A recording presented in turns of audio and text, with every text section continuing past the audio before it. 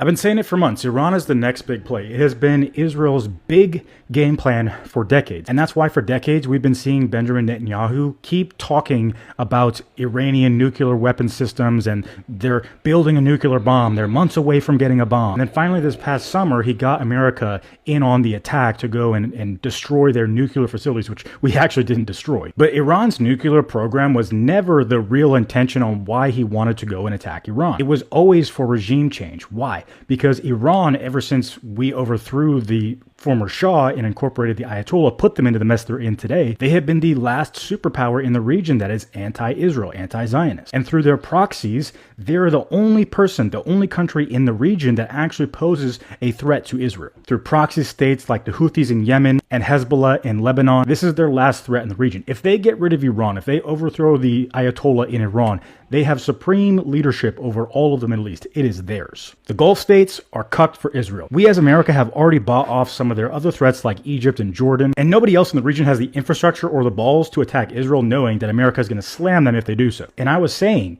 after Venezuela happened, that was setting conditions to go into Iran. But now what we're seeing with the protests, because they can't necessarily use the nuclear bomb angle anymore, we're now seeing a bunch of protests and the people in Iran who are trying to overthrow the Ayatollah. Which, number one, if you think the protests are all organic, you have bought into the psyop. But number two, I just want to clarify that two things can be true at once. I always say this. The Ayatollah can be a bad person, a bad dictator, and bad for the Iranian people. That can be true. While also saying foreign involvement in regime change is also not the best option. Number one, we're using the same exact playbook we've used before with these regime changes, which usually do not work out. America and Israel, the white savior, coming in to save the Iranian people, liberate them from the Ayatollah. We did the same thing in Venezuela, and now we're gonna have to wait to see how that plays out. And who is it that they want to replace the Ayatollah with? Reza Pahlavi, the eldest son of the former Shah of Iran, who just so happens to be very pro-Israel, pro-Zionist, a puppet that they can put in place in Iran to do their bidding. Now, Reza Pahlavi might be going along with the system to be pro-Israel because that might bode well in his favor if he wants to be propped up in leadership over the Ayatollah. But you have to remember, if he does this, he's essentially making a deal with the devil, where now they gave him power, he has to give